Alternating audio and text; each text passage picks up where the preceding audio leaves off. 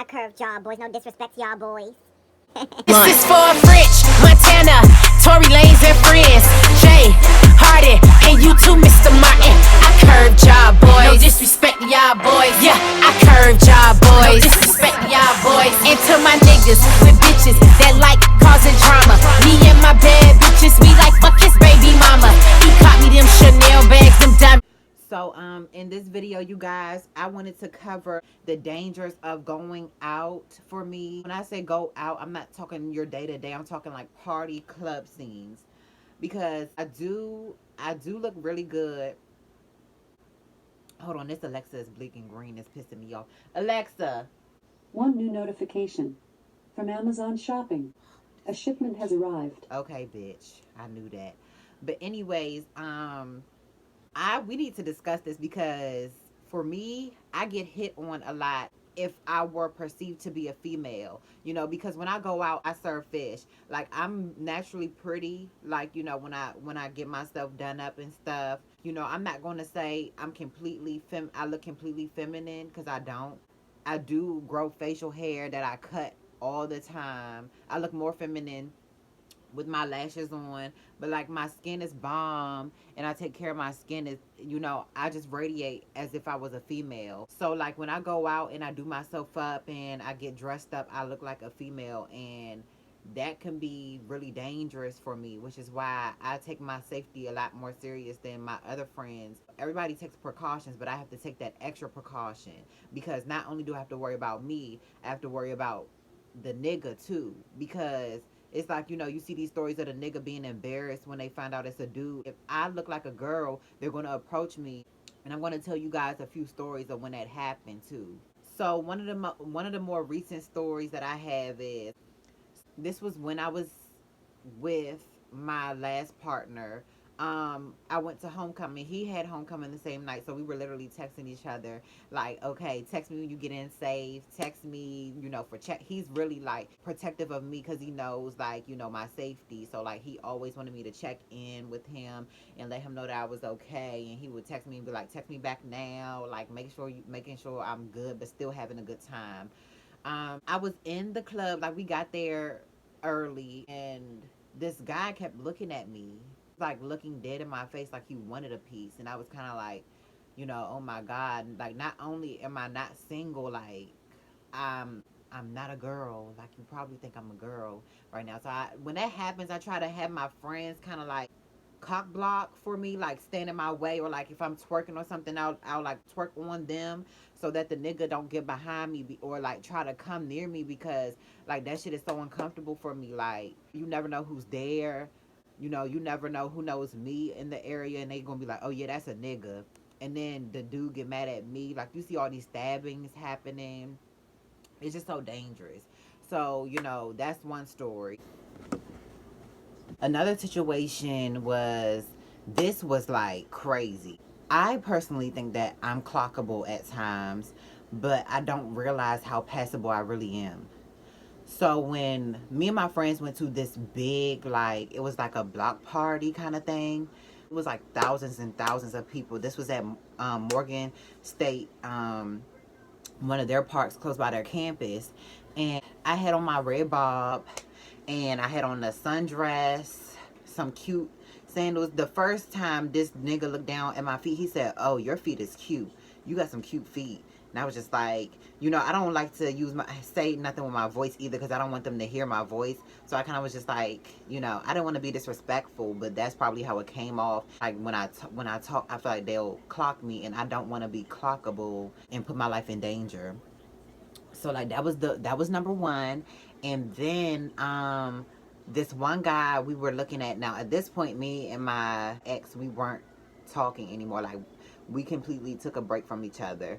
So this one guy was looking at me. He was brown skinned, he had pretty hazel eyes, and like, he was looking at me across the way, and I was looking at him. And like, I'll give a nigga a look, like, I don't mind it.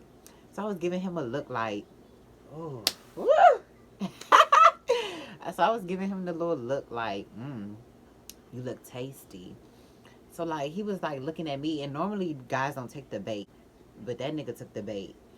So why did this nigga come walking Like, mind you, was a lot of people in between us. So he was all the way across the way. We made eye contact. We're outside. It's an outside event.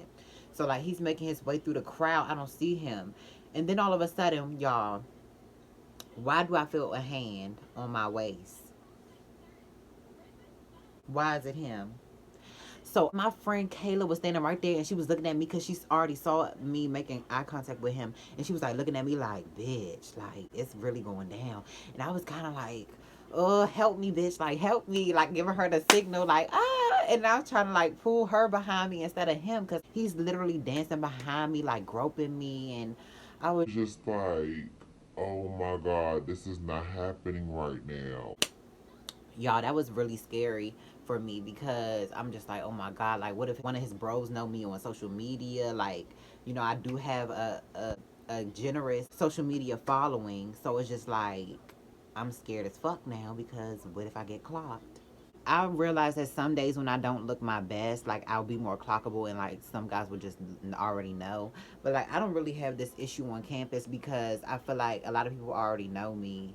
So like I won't run into those issues on my actual campus because I mean, I'm not going to say everybody knows me, but like for the most part, you know, your college is your community, so I won't run into those issues as much because more people will know of my gender. So like if somebody's going to approach me, they're going to already know what I am and all of that. So I'm not worried about it like on campus. But like y'all, this shit gets real. It gets crazy. When I went to counseling, that was one of the things that I broke down about because you know I want to enjoy my college experience. I want to go out and party. I want to go do the things that college students do. I'm not a partier at all though. I am a homebody, but I still want to experience those things without having to fear for my safety. There was one incident where I actually had to leave a house party because I felt uncomfortable. You know, there were girls looking at me. Like girls will be haters too. A bitch will set you up. Like, you know, say if a girl is hating on you and she knows that you're a boy and she knows somebody that could set you up, you know, I think about everything. I think about all the possible outcomes. I don't trust nobody. If I don't go out with you, first of all, if I'm going out with you, I trust you enough. Like I'm not going out unless I'm with a group of people. Like not one or two people. I'm talking a group of people that I trust because you know I'm not going to feel uncomfortable the whole night. I did leave the house party because it was real closed in. I didn't feel comfortable. I was just like, you know. My roommate wasn't with me, and I feel more comfortable when she's there. We went to two different parties. I was still with a group of girls that I trusted, but at that point my anxiety was high. I was drunk as hell. Like I had 3.5 cups of jungle juice that had Everclear in it, and I was fucked up. I'm little, so I was like, I was drunk and I was ready to go. Like they were trying to take my phone when I was trying to call the lift. I was like, no, I need to go home now. They was like, are you sure? Are you okay? I was just like, yes, I just need to go. I cannot be here anymore. So yeah, it does get pretty intense at times.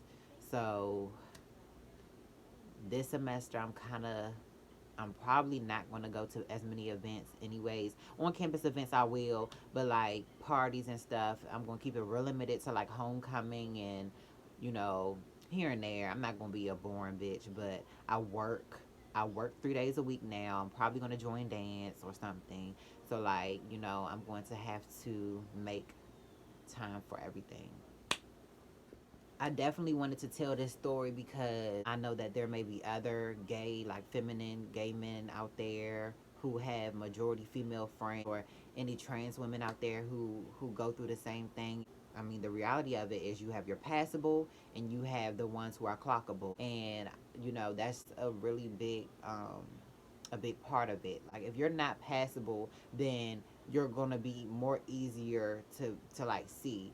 But me being passable, it's like it's dangerous for the wrong reasons because you think I'm a girl but I'm not, so it's like dangerous. I just made this video because I want people to know that they're not alone in this, and I know how hard it could be. So just always, my word of advice is just always go out with somebody that you can trust and always be in a group because people are less likely to attack you or are less likely to do something if you're in a group. So just make sure that you stay close with someone. If you feel more independent, then I would just say bring protection. A taser, mace, whatever you got, bring it with you, because you don't ever want to be caught lacking. Ever. So yeah.